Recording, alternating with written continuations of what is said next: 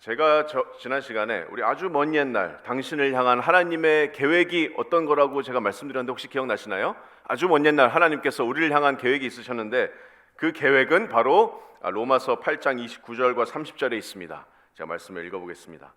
하나님이 미리 아신 자들을 또한 그 아들의 형상을 본받게 하기 위하여 미리 정하셨으니 30절에 또 미리 정하신 그들을 부르시고 부르신 그들을 의롭다 하시고 의롭다 하신 그들을 또한 영화롭게 하셨느니라. 자, 하나님께서 미리 아신 자들을 뭐 하기 위하여 미리 정하셨다 그러시죠? 그 아들의 형상을 본받게 하기 위하여서 미리 정하셨다 말씀합니다. 이게 여러분 하나님의 먼 옛날 우리를 향한 계획입니다. 그리고 이것이 바로 성화입니다. 성화. 예수님을 닮아가는 것. 구체적으로 얘기하면 예수님처럼 거룩하여지는 것. 조금 더 구체적으로 얘기하면 예수님처럼 우리가 온전하신 거룩, 죄와 멀어지는 삶을 사는 것. 이것이 바로 성화입니다.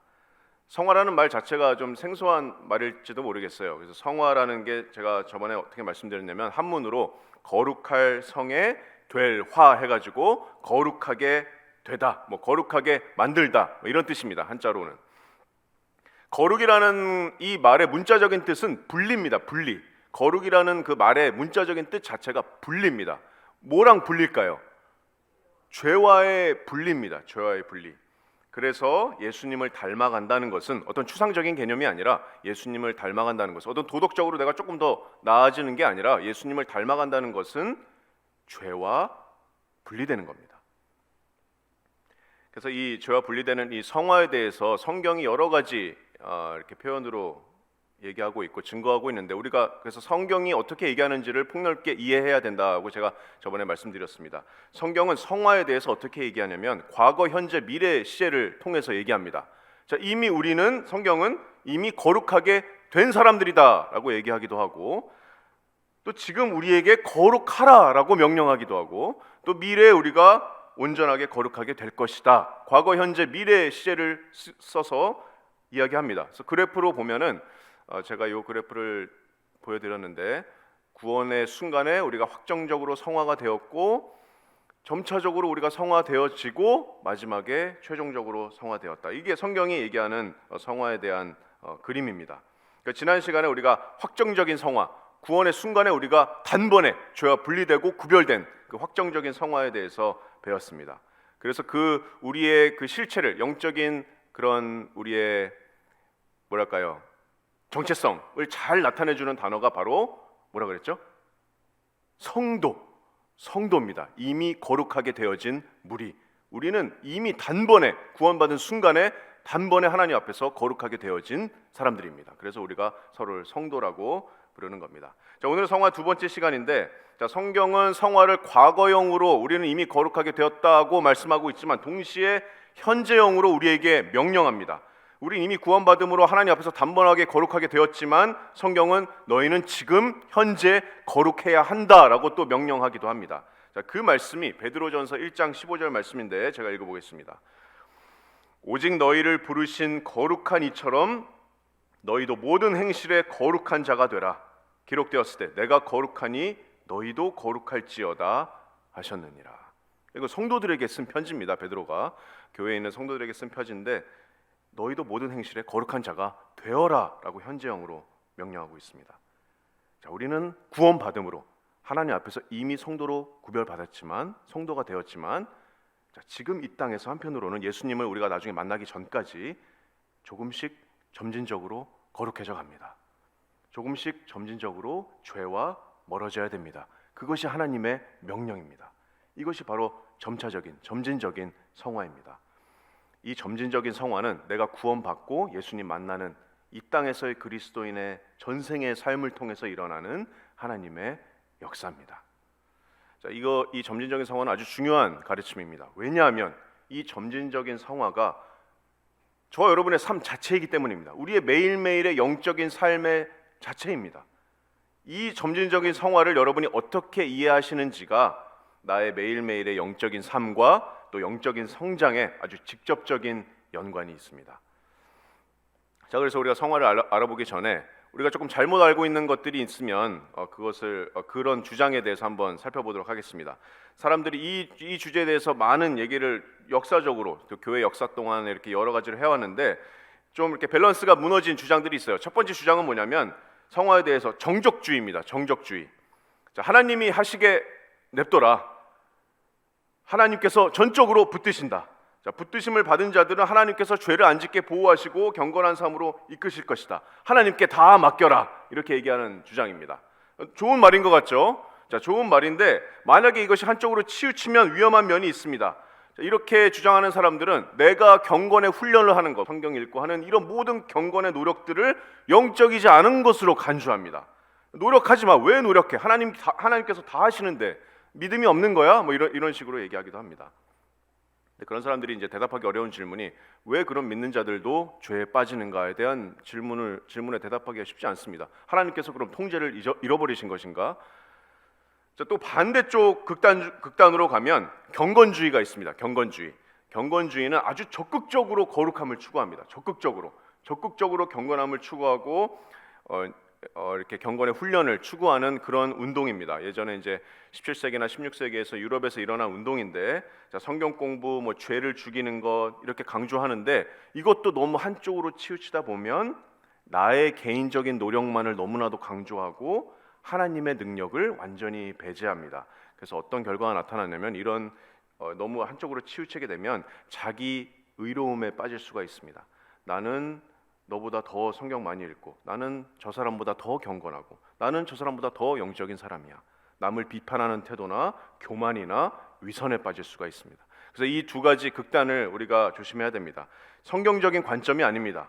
성경이 성화에 대해서 어떻게 이야기하고 있는가, 특별히 이 점진적인 우리 그리스도인의 삶에서 일어나는 이 성화에 대해서 어떻게 말씀하고 있는가, 사실 가장 잘 말씀해주는 구절이 빌립보서 2장 12절부터 13절까지 두 구절 말씀입니다. 그래서 제가 오늘 이 두 구절 말씀으로 여러분에게 이 점진적인 성화의 특징에 대해서 나누려고 합니다. 자, 말씀을 읽겠습니다. 빌립보서 2장 12절과 13절 두 구절 말씀을 제가 읽겠습니다.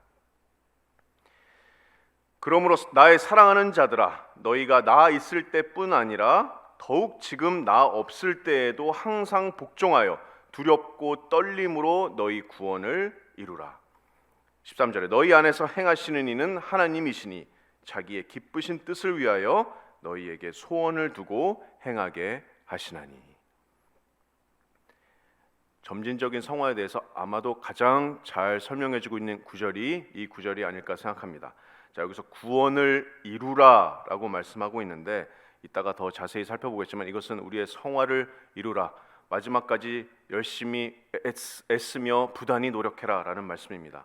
자, 오늘 이 말씀을 통해서 점진적인 성화의 6가지 특징에 대해서, 아주 핵심적인 진리에 대해서 살펴보겠습니다.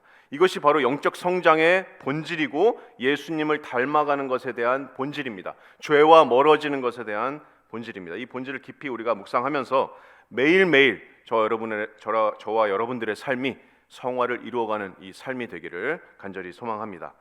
자, 첫 번째 이 점진적인 성화의 특징이 뭐냐면, 첫 번째로는 성화는 완전한 본이 있습니다. 저와 여러분들에게는 완전한 본이, 완전한 예가 주어졌습니다. 자, 1장 12절 상반절에 뭐라고 말씀하죠?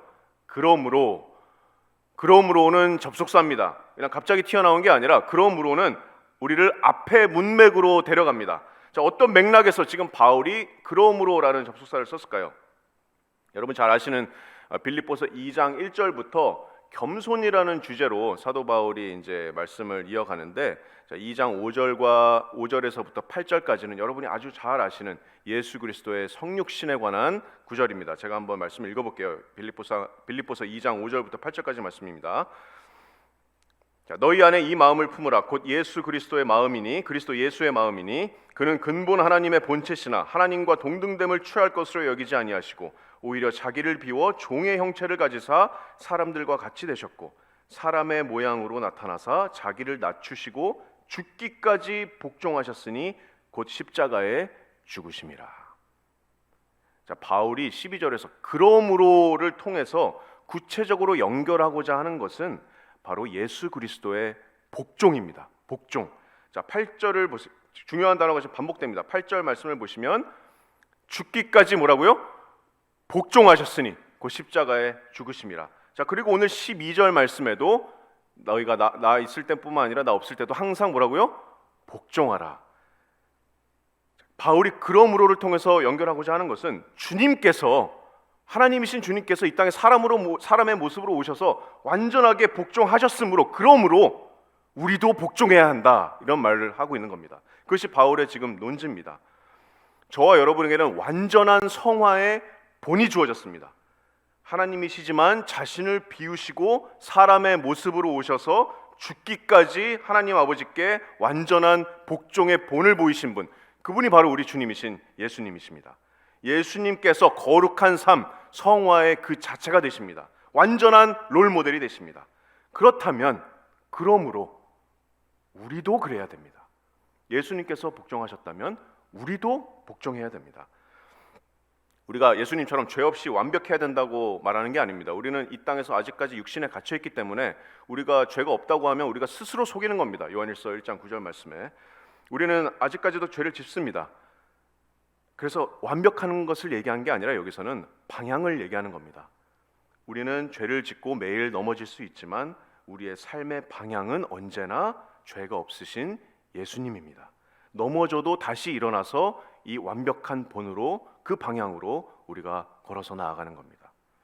요한일서 2장 6절 말씀에 그의 안에 산다고 하는 자는 그가 행하시는 대로 자기도 행할지니라. 자, 그의 안에 산다고 하는 자는, 자, 구원받은 자들은 예수님께서 행하시는 대로 자기도 행할지니라. 여러분 얼마나 감사합니까? 우리가 스스로 성화의 어떤 비밀의 열쇠를 찾을 필요가 없습니다. 우리에게는 이미 성화의 완벽한 롤 모델이 주어졌습니다. 완전한 그림이 주어졌습니다. 어떤 그림이죠? 예수님입니다. 예수님처럼 우리는 순종해야 됩니다. 그가 행하시는 것처럼 우리도 행해야 됩니다. 넘어져도 다시 일어나서 죄 없으신 예수님을 바라보고 그가 행하시는 대로 우리는 순종해야 됩니다. 우리에게 성화의 완벽한 완전한 본이 주어졌습니다.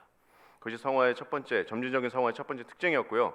자, 두 번째 성화의 특징은 성화는 한결같습니다. 성화는 한결같아야 됩니다. 자, 12절 그러므로 이후에 계속 보면 나의 사랑하는 자들아 너희가 나 있을 때뿐 아니라 더욱 지금 나 없을 때에도 항상 복종하라.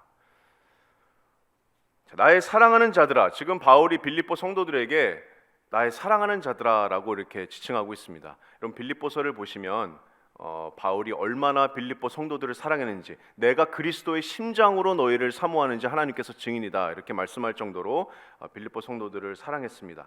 자, 목회자와 성도의 그 사랑의 관계가 너무 좋고 감사한 일이지만 한편으로 경계해야 할 것도 있는데 바울이 그 유혹과 위험을 알고 있었습니다. 자, 그게 뭐냐면 바로 성도들이 자신들의 영적 성장에 목사였던 바울을 과도하게 의존하는 일입니다. 자, 빌립보서 1장 27절에 또 같은 맥락에서 이렇게 말씀합니다. 바울이 오직 너희는, 빌립보 성도들에게 쓰는 글입니다. 오직 너희는 그리스도의 복음에 합당하게 생활하라. 그리스도의 복음에 합당하게 생활하라. 이는 내가 너희에게 가보나 떠나 있으나 너희가 한 마음으로 서서 한 뜻으로 복음의 신앙을 위하여 협력하는 것이다, 이렇게 얘기합니다. 똑같은 말씀이죠. 12절 말씀처럼 너희가 나 있을 때뿐 아니라 나 없을 때도 항상 복종하여야 한다. 자, 바울의 염려입니다. 바울의 어떤 걱정입니다. 자, 만약에 바울이 있을 때 이 공동체가 정말 말씀에 잘 순종하고 경건 생활도 잘하고 복음도 잘 전하는데, 자, 만약에 바울이 없을 때 안 그런다면 어떨까요? 교회가 순종하는 모습들이 바울을 만약에 의식하거나 혹은 바울을 두려워하거나 혹은 바울에게 잘 보이려고, 심지어 그것이 바울을 향한 존경의 마음으로부터 나온 것이라 할지라도 그것은 건강한 공동체의 모습이 아닙니다. 너희가 내가 함께 있을 때뿐 아니라 없을 때에도 항상 복종하여야 한다. 나를 의식하지 말고 한결같이 나에 이끌리지 말고 누구에게 이끌리라고요? 예수 그리스도께 이끌리고 복음에 이끌려서 복종하고 성화를 이루어 나가라라는 바울의 어떤 명령입니다. 자, 우리도 마찬가지입니다. 우리가 목사님 계실 때는 너무나 잘 순종하고 잘 교회도 잘 섬기는데, 자, 구역장님들 계실 때, 옆에 형제자매들이 있을 때 너무 경건한 모습인데, 자, 교회 나가서는 나의 모습이 완전히 다르다면, 집에서 나의 모습이 완전히 다르다면 한결같지 않은 모습입니다. 우리의 경건과 거룩함이 다른 사람들에게 너무 의존적인 모습입니다. 물론 우리가 교회 안에서 목사님들과 또 사역자들과 또 구역장님들, 형제 자매들과 교제하는 것이 나쁘다고 하는 것이 전혀 아닙니다. 필요한 일입니다. 오히려 우리의 성화는 우리가 함께 이루어 나가는 역사입니다. 자, 그런데 우리의 경건의 모습과 경건의 능력이 우리 교회 사람들이랑 있을 때만 나타나고 없을 때 전혀 드러나지 않는다면 그것이 건강한 모습이 아니라는 겁니다. 그것이 바울이 염려하는 것이고 그것이 바울이 명령하는 겁니다. 누가 내 옆에 있을 때뿐만 아니라, 교회 성도들이 내 옆에 있을 때뿐만 아니라 누가 내 옆에 없을 때에도 우리는 항상 한 분만을 바라보면서 복종합니다. 그분이 누구십니까? 우리의 모든 생각까지도 감찰하시는, 우리의 겉모양이 아니라 우리의 중심을 보시는 우리의 주님을 바라보면서 우리가 복종하는 겁니다. 이것이 바로 성화의 두 번째 특징이었습니다. 자, 그리고 세 번째 특징인데요. 세 번째 특징이 정말 중요합니다. 12절의 핵심 동사가 바로 여기 있습니다. 자, 세 번째 성화의 특징은, 성화는 부지런한 경건의 노력을 추구합니다. 부지런한 경건의 노력을 추구합니다. 자, 12절 하반절을 보시면, 자, 그러므로 나의 사랑하는 자들아, 너희가 나 있을 때뿐만 아니라 더욱 지금 나 없을 때도 항상 복종하여 뭐라고요? 두렵고 떨림으로 너희 구원을 이루라, 이렇게 말씀합니다. 주동사입니다. 너희 구원을 이루라. 영어로는 work out이라고 이렇게 번역이 되어 있는데요. 구원을 이루라. 무슨 뜻입니까? 구원을 이루라. 구원을 받기 위해서 이루라라는 말이 아닙니다. 그렇게 해석하면 성경의 분명한 가르침과 반대되죠. 구원은 우리의 행위가 아니라 오직 믿음으로 받는 하나님의 선물입니다. 행위 구원은 다른 복음입니다. 저주를 받는 다른 복음입니다. 그래서 여기서 구원을 이루라라는 것은 간단하게 얘기하면 우리의 성화를 이루라라고 여러분 이해하시면 됩니다. 자, 이루라라는 이 원어가 내포하고 있는 뜻은 마지막 목표를 향해서 끊임없이 노력하는 겁니다. 이루라라는 것은 마지막 목표를 향해서 내가 끊임없이 노력하는 것. 우리가 마지막에 주님을 만나서 완전히 영화롭게 되기까지 이 땅에서 우리가 끊임없이 노력해서 죄와 멀어져라 라는 그런 말씀입니다. 거룩을 이루라, 성화를 이루라. 자, 이루라 라는 것은 여러분 명령형입니다. 명령형, 제안이나 이렇게 의견이 아닙니다. 이건 명령입니다. 하나님 말씀의 명령입니다. 이루라라는 명령인데, 이 명령은 우리 성도들이 성화의 과정에서 끊임없이 순종하면서 끊임없이 부단히 애쓰고 노력하는 책임에 대해서 말씀하고 있는 겁니다. 의식적으로 우리가 힘쓰고 애쓰고 부지런히 노력하는 성도들의 경건의 노력을 말씀하고 있습니다. 그것을 말씀이 명령하고 있습니다. 구원을 이루라. 자, 미국에서 워크아웃 하면은 보통 우리가 이제 운동, 피트니스 같은 데 가서 이렇게 열심히 근육을 키우는 것을 워크아웃이라고 하거든요. 근데 저와 여러분, 우리 성도들의 워크아웃은 단순히 그냥 러닝머신을 뛰는 것보다 더 훨씬 고강도의 노력입니다. 여러분, 성경에서 성화의 명령은 단순히 이렇게 너희가 수동적이 되어라, 너희가 정적주의자가 되어라, 이렇게 명령하지 않습니다. 모든 노력을 성도들은 그냥 모든 노력을 중단하고 그냥 하나님께서 일하시기를 기다리세요, 이렇게 얘기하지 않습니다. 물론 우리는 하나님께 붙들려야 됩니다. 하나님을 의지해야 됩니다. 그 진리가 바로 다음 구절에 나오는데, 하나님을 너무 의지하는 것을 강조해서 성도가, 저와 여러분이 우리가 죄를 향해서 죄와 싸우는 그 부지런한 노력과 경건의 열심이 완전히 배제되는 그런 잘못된 결론으로 빠지면 안 된다는 겁니다. 우리는 두렵고 떨림으로 구원을 이루어야 합니다. 마지막까지 끊임없이 부단히 노력해야 됩니다. 이루어야 합니다. 숨이 멎는 그날까지 마치 전쟁에 나가는 전사와 같이, 군사와 같이, 경기를 하는 선수와 같이 영적인 워크아웃, 부지런히 열심히 힘써라, 순종에 힘써라라는 하나님의 명령입니다. 여러분, 거룩하게 되기를 원하십니까? 그렇다면 온 마음과 힘과 뜻을 다해서 여러분 성화에 올인하셔야 됩니다. 여러분, 성화에 올인하셔야 돼요. 구원을 이루어야 됩니다. 두렵고 떨림으로 구원을 이루어야 합니다. 성경이 정말 많은 곳에서 그것을 명령하고 있습니다. 증거하고 있습니다. 성경은 이 성화의 노력을, 우리가 두렵고 떨림으로 구원을 이루는 노력을 여러 가지 표현으로 말씀합니다. 몇 가지를 말씀드리겠습니다. 히브리서 12장 14절에 보면 이제 힘쓰는 것으로 이제 얘기합니다. 세번역 성경에 모든 사람과 더불어 화평하게 지내고 거룩하게 살기를 힘쓰십시오 이렇게 얘기합니다. 또 싸우다라는 표현으로 표현하기도 합니다. 믿음의 선한 싸움을 싸워라. 싸우는 것입니다. 영생을 취하라. 이를 위하여 네가 부르심을 받았다. 또 빌립보서 3장 12절과 13절 14절에는 달려가는 것으로 표현하기도 합니다. 자, 표대를 향하여 부르심의 상을 위하여 달려가노라.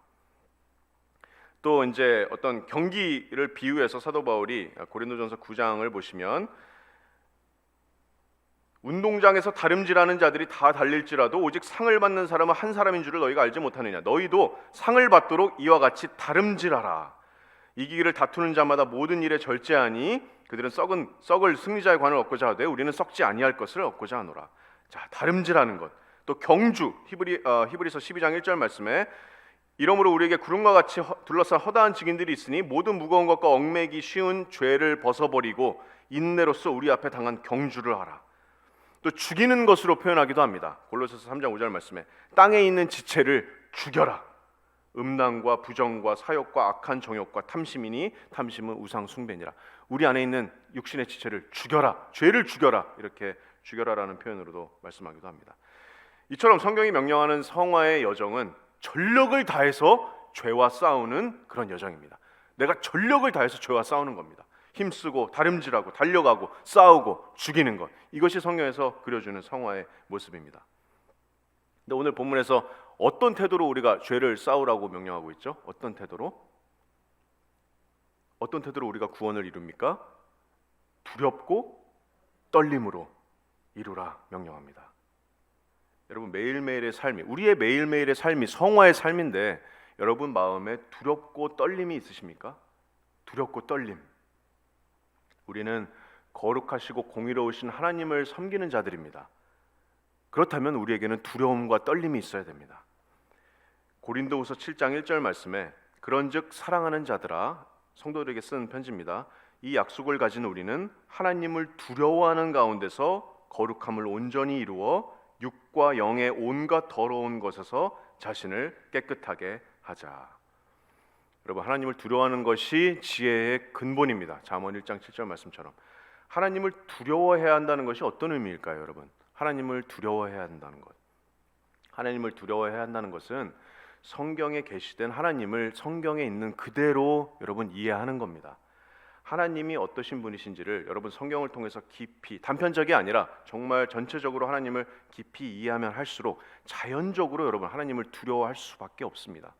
누구라도 하나님 앞에 두렵지 않은 마음으로 설 수 있는 인간은 존재하지 않습니다. 근데 우리가 분명히 알아야 될 것은 우리는 믿지 않는 사람처럼 하나님을 두려워하지 않습니다. 그렇죠?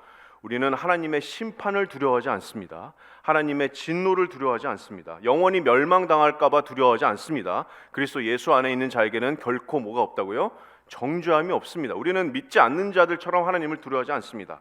그렇다면 우리의 두려움은 마치 이사야 선지자가 하나님의 높고 들리는 보좌를 봤을 때 천사들이 날개로 눈을 그 영광 찬란한 영광에 눈을 가린 것 같은 그러한 두려움과 떨림으로 하나님 앞에 서는 겁니다. 우리와는 본질적으로 다르신 초월적인 존재에 대한 두려움입니다. 이 거룩한 두려움은 여러분 건강한 두려움입니다. 왜 건강한 두려움이죠? 이게 우리를 이 두려움이 죄로부터 보호해 줄 수 있기 때문입니다. 죄의 결과에 대한 두려움이나 후회 있을 수 있어요. 믿지 않는 사람들도 이런 두려움이나 후회가 있습니다. 아니면 다른 사람들과 관계가 틀어질 것을 두려워하는 것, 아니면 내가 교회에서 사역을 못할 것 같은 그런 두려움, 이런 두려움만으로는 불충분합니다. 우리가 정말 가져야 되는 건강한 두려움은 정말 전지전능하신 하나님 앞에서 정말 코람데오라는 말 아시죠, 여러분? 하나님 앞에서 정말 두렵고 떨리는 마음으로 우리가 성화를 이루어 나가야 되는 겁니다. 정말 전심으로 애쓰고 부단하는데 하나님 앞에서 우리가 두렵고 떨리는 마음으로 내 모든 것을 감찰하시는 하나님 앞에서 이 성화를 이루어 나가는 것입니다. 그것이 하나님의 명령입니다. 오늘 빌립보서 1장 12절에서 명령한 하나님의 명령입니다. 자, 그렇다면 이제 네 번째 성화의 점진적인 성화의 네 번째 특징을 살펴볼 텐데요. 13절로 넘어가겠습니다. 13절 보시면 자, 성화는 우리의 부단한 노력이기도 하지만 하나님의 거룩하신 능력입니다. 성화는 우리의 부단한 노력이기도 하지만 하나님의 거룩하신 능력입니다. 13절 보시면 너희 안에서 행하시는 이는 누구라고요? 하나님이시다 말씀합니다. 너희 안에서 행하시는 이는 하나님이시다. 여러분이 구원 받으셨다면 여러분 안에는 하나님께서 역사하고 계십니다. 지금 바울이 지금 빌립보 성도들이 잘못 이해하는 것을 원치 않았어요. 자, 두렵고 떨림으로 구원을 이루는 것은 너희들의 책임이고 너희들의 의무이다. 수동적인 것이 아니다. 능동적인 것이다. 너희의 책임이다. 명령이다. 애써야 된다. 두렵고 떨리는 마음으로 부지런히 경건의 훈련을 해야 된다. 하지만 절대 잊지 말아야 할 것은 너희 안에서 역사하고 계신 분이 바로 하나님이다라는 사실이다라는 것을 지금 바울이 13절에서 바로 얘기하고 있는 겁니다. 하나님께서 이끌어 가십니다. 우리 안에서 하나님께서 역사하십니다. 성화는 여러분 하나님의 주권적인 역사입니다. 그래서 빌립보서 1장 6절 말씀, 여러분이 잘 아시는 말씀에 너희 안에서 착한 일을 시작하신 이가 그리스도 예수의 날까지 이루실 줄을 우리가 확신하노라. 하나님께서 시작하시고 하나님께서 끝내십니다. 시작과 끝만 하나님께서 주관하시는 게 아니라 그 안에 있는 모든 세세한 과정의 발걸음을 하나님께서 주권하십니다. 사람이 계획을 세울지라도 그 걸음을 인도하시는 분은 하나님이십니다. 바울은 아이러니하게도 12절에서는 두렵고 떨림으로 구원을 너희가 이루라 라고 명령하는데 성화에 대한 그리스도인들의 노력에 대해서 강조했다가 바로 다음 구절에서는 우리 안에서 행하시는 것은 하나님이다 라고 하나님의 주권을 강조합니다. 자, 그러면 여러분 뭐가 맞는 겁니까? 조금 전에 12절에서는 부단히 노력하는 것은 우리라고 그랬는데 13절에서는 우리 안에서 행하시는 것은 하나님이다 라고 말씀합니다. 그럼 도대체 뭐가 맞는 겁니까? 내가 하는 겁니까? 아니면 하나님께서 하는 겁니까? 하나님께서 하시는 겁니까? 아니면 내가 하는 겁니까? 둘 다 정답입니다.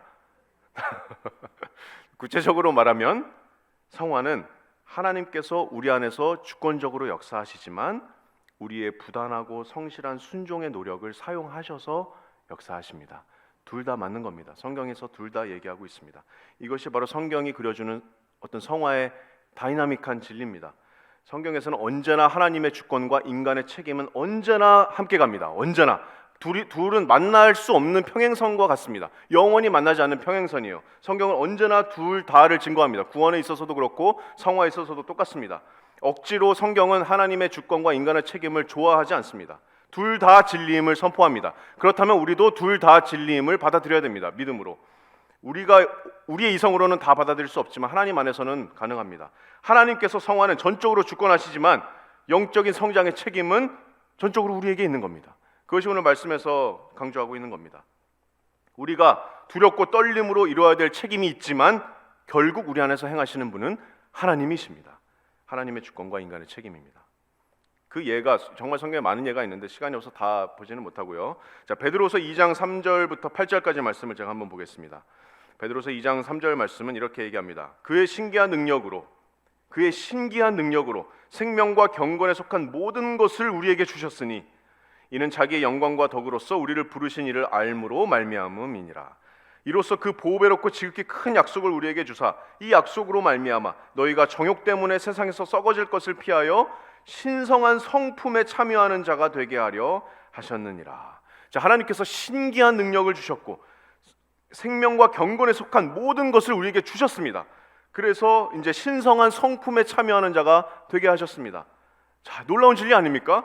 자, 그럼 이제 나는 가만히 앉아서 이 신성한 성품을 누리면 되는 겁니까? 근데 바로 다음 구절에 5절에 뭐라 그래요? 그러므로 너희가 더욱 힘써 너희 믿음의 덕을, 덕의 지식을, 지식의 절제를, 절제의 인내를, 인내의 경건을, 경건의 형제의 우애를, 형제의 우애에 사랑을 더하라. 이런 것이 너희에게 있어 흡족한즉 너희로 우리 주 예수 그리스도를 알기에 게으르지 않고 열매 없는 자가 되지 않게 하려니와. 신성한 성품에 참여하는 자가 되게 하셨고 신기한 능력으로 생명과 경건에 속한 모든 것을 우리에게 주셨는데 그러므로 우리가 더욱더 힘써야 되는 겁니다. 이것이 성경이 말씀하는 성화의 논리입니다. 자, 그리고 또 한 가지 좀 흥미로운 장면은 홍해를 건너는 이스라엘 백성입니다. 출애굽기 14장 여러분 잘 아시는 말씀인데요.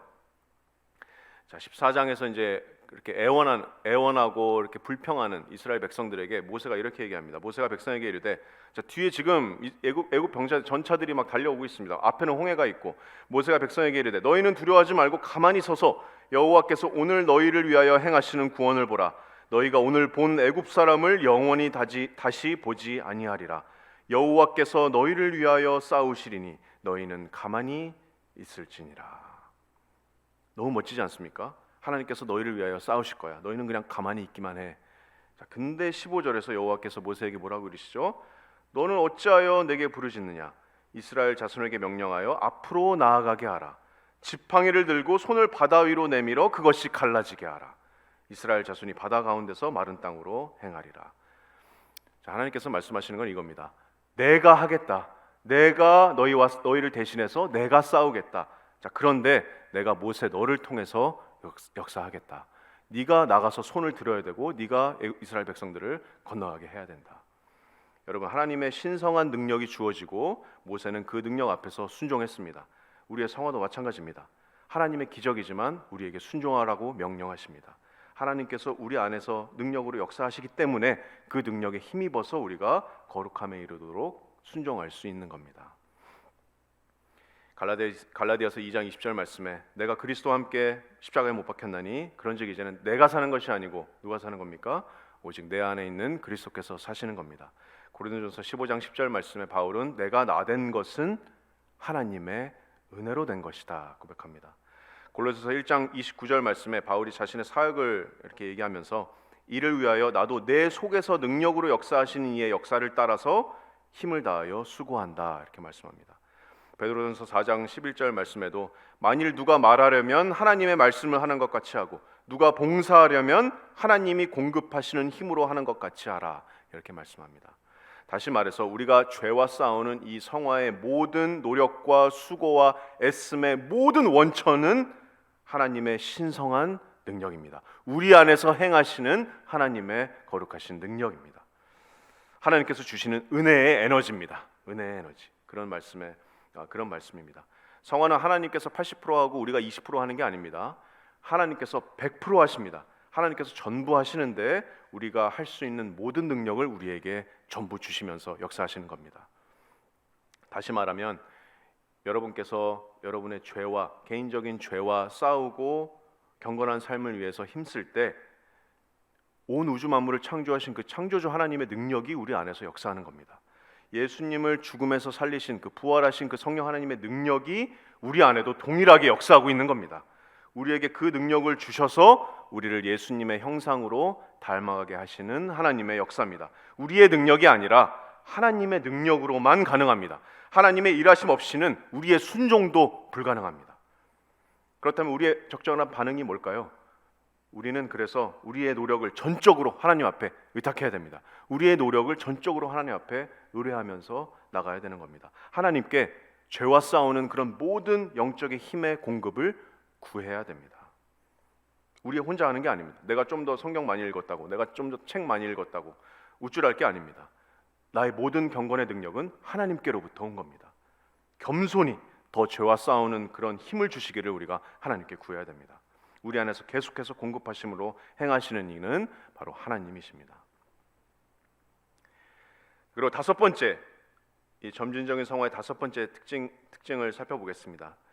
점진적인 성화는 외적인 변화뿐만이 아니라 내적인 변화를 수반합니다. 단순히 그냥 외적인 변화가 아니라 내적인 변화를 수반합니다. 13절 하반절을 보시면 너희 안에서 행하시는 이는 하나님이시니 자기의 기쁘신 뜻을 위하여 너희에게 소원을 두고 행하게 하신다 말씀합니다. 너희에게 소원을 두고 행하게 하신다.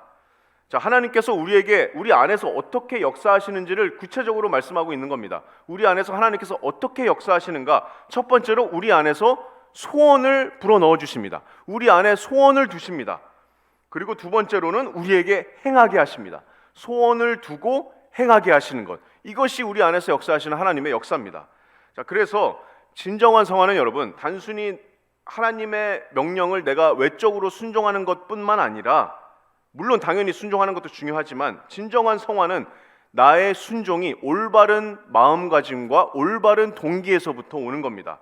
여러분, 왜 하나님의 말씀을 읽습니까? 하나님의 말씀을 사모하기 때문에 읽는 겁니다. 왜 여러분 예배당에 예배하러 오셨습니까? 예배를 사모하기 때문에, 하나님을 예배하는 것을 사모하기 때문에. 왜 여러분 기도하십니까?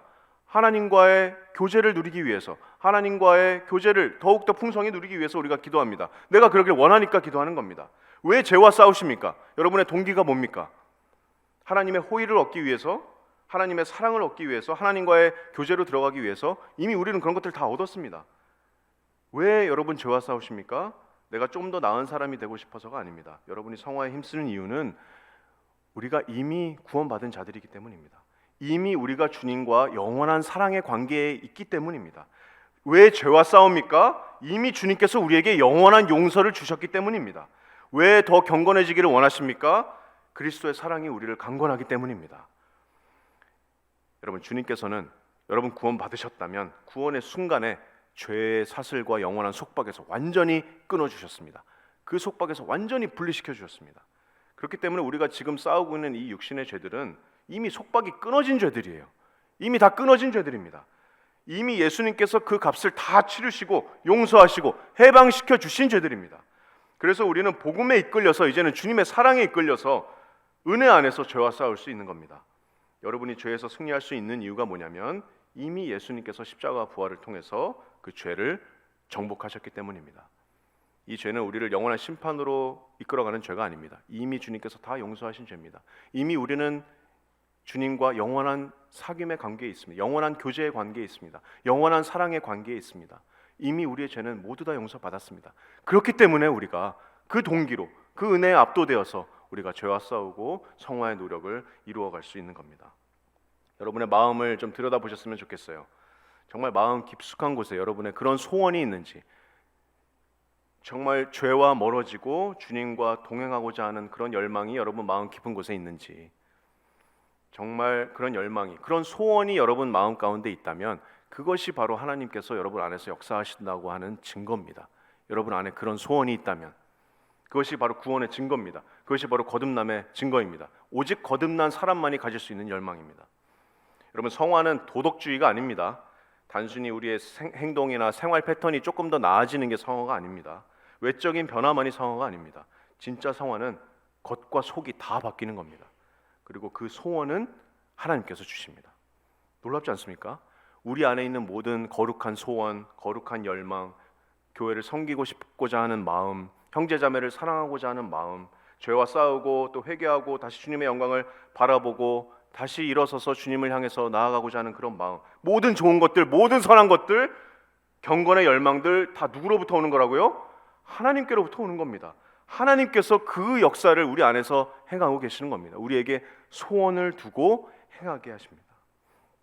그래서 성화는 단순히 겉으로 변화가 아니라 나의 속까지 내적인 변화를 수반하는 것이 진정한 성화입니다. 구원받지 않은 자들도 도덕적으로 살 수 있어요. 거듭나지 않은 사람들도 도덕적으로 살 수 있습니다. 하지만 진짜 성화는 그리스도 안에 그 관계에서 오는 겁니다. 그 영원한 사랑의 관계에서 나의 내적인 변화가 새로운 피조물의 열망으로 바뀌는 겁니다. 자, 그리고 마지막 성화의 특징입니다. 마지막 성화의 특징은 성화는 하나님의 기쁘신 뜻에 의해서 역사합니다. 마지막으로 성화는 하나님의 뜻에 의해서 역사합니다. 13절 말씀을 보시면 너희 안에서 행하시는 이는 하나님이시니 자기의 기쁘신 뜻을 위하여 너희에게 소원을 두고 행하게 하신다 말씀합니다. 여러분, 모든 것은 하나님의 기쁘신 뜻 안에 있습니다. 모든 것은 하나님의 뜻 안에 있는 겁니다. 왜 하나님께서 이 성화의 역사를 이끌어 가십니까? 왜 자신이 창조한 창조물들이 정말 고군분투하면서 넘어지면서 애쓰고 다시 일어나서 회복하고, 하나님께서 왜 이 성화의 역사를 이끌어 가십니까? 하나님의 기쁘신 뜻이기 때문입니다. 이것이 하나님의 기쁘신 뜻입니다. 우리 안에 소원을 두고 행하시는 분은 하나님이신데 이것은 하나님의 기쁘신 뜻 안에 있는 겁니다. 하나님께서 우리의 거룩함 안에서 기뻐하십니다. 우리의 거룩함 안에서 하나님께서 기뻐하십니다. 아까 로마서 8장 29절 말씀에 하나님께서 미리 아신 자들을 또한 그 아들의 형상을 본받게 하기 위하여 미리 정하셨으니 이는 그로 많은 형제 중에서 맏아들이 되게 하려 하심이니라. 하나님께서 하나님의 아들을 기뻐하십니다. 하나님께서 독생자이신 예수 그리스도를 향하여 기뻐하십니다. 영원히 무한히 기뻐하십니다. 그렇다면 그 아들의 형상을 닮아가는 그 거룩함을 하나님께서는 역시 기뻐하십니다. 여러분, 하나님의 기쁘신 뜻을 알기를 원하십니까? 여러분, 하나님의 뜻은 미스테리가 아닙니다. 모호하지 않습니다. 분명합니다. 데살로니가전서 4장 3절에 하나님의 뜻은 이것이니, 하나님의 뜻은 이것이니, 추측할 수 있는 여지가 없죠. 하나님의 뜻은 이겁니다. 하나님의 뜻은 이것이니 뭐라고요? 너희의 거룩함이라. 하나님의 뜻을 우리가 구할 필요 없습니다. 하나님의 뜻은 이미 나타나 있습니다. 하나님의 뜻은 이것이니 너희의 거룩함이라. 예수님을 닮아가는 그 거룩함에 하나님께서 기뻐하십니다. 그것이 하나님의 뜻입니다. 하나님의 깊으신 뜻에 의해서 우리를 성화로 이끌어 가시는 겁니다. 네, 말씀을 마치면서 제가 질문을 드리겠습니다. 여러분은 하나님의 기뻐하시는 그런 뜻 가운데 여러분 있으십니까? 하나님의 뜻 가운데 여러분 있으십니까? 여러분 안에 소원이 있으십니까? 죄를 싫어하고 정말 죄 자체에 내가 애통하고 죄에서 벗어나고자 하는 그런 열망이 여러분 마음 가운데 있습니까? 나는 부족하지만, 오늘도 나는 죄를 짓고 넘어지지만 그래도 내 마음만은 언제나 주님께 더 순종하기를 원하십니까? 더 선한 열매를 맺고자 하는 그런 열망이 여러분 마음 가운데 있으십니까? 그런 열망이 있다면 여러분 안에 역사하시는 창조주 하나님의 역사입니다. 주님께서 이미 주신 그 십자가와 부활의 그 은혜에 감격해서 더 열심히 내가 매일매일 두렵고 떨림으로 구원을 이루고자 하는 그런 열망과 노력이 여러분 삶에 있습니까? 여러분, 그렇다면 여러분께서는 하나님의 뜻 가운데 정말 점진적으로 예수님을 만날 그날까지 예수 그리스도를 닮아가고 계시는 겁니다. 그 놀라운 역사가 여러분의 삶에서 일어나기를 원합니다. 여러분, 오늘 말씀을 정리하면 성화는 하나님의 기쁘신 뜻입니다. 우리에게는 성화의 완전한 본이 주어졌습니다. 우리 주 예수 그리스도께서 우리 성화의 완전한 본이 되십니다. 성화는 여러분 한결같은 겁니다. 누가 있을 때나 없을 때나 우리는 주님을 바라보면서 경건의 노력을 부지런히 하는 겁니다. 애써서 노력하는 겁니다. 가만히 앉아서 하나님께서 일하시길 기다리는 게 아닙니다. 적극적으로 말씀과 또 기도와 예배의 자리로 나오는 겁니다. 적극적으로 경건을 추구하고 죄와 싸우는 겁니다. 경주를 해야 됩니다. 죄를 죽여야 됩니다. 그런데 놀라운 것은 그 모든 노력들, 또 그 모든 수고들이 우리 안에서 행하시는 하나님의 능력으로부터 나오는 겁니다. 하나님께서 주권적으로 우리 안에 소원을 두시고 행하게 하십니다. 그 모든 능력을 하나님께서 주십니다. 그리고 그 성화는 그냥 겉으로 변화를 넘어서서 나의 내적인 변화를 통해서 드러날 겁니다. 내가 정말 거듭난 사람임을 밝히 나타내 줄 겁니다. 그리고 이 모든 성화의 역사가 바로 하나님의 기쁘신 뜻입니다. 여러분, 하나님의 기쁘신 뜻 가운데 계십니까? 내가 정말 하나님의 기쁜 뜻 가운데 있는지 우리가 오늘 말씀을 통해서 묵상했으면 좋겠습니다. 이 성화의 여정에서 우리가 매일매일 죄와의 싸움에서 승리하는 저와 여러분들이 되시기를 주님의 이름으로 축복합니다. 그리고 우리가 경주의 마지막에 다다랐을 때, 마지막 우리의 삶의 그 마지막 호흡이 끊기기 딱 직전에 정말 바울과 같은 고백이, 나는 선한 싸움을 싸웠다, 나는 믿음을 지켰고 달려갈 길을 마쳤다라는 고백이 저와 여러분들의 입술에서 나올 수 있기를 축복합니다.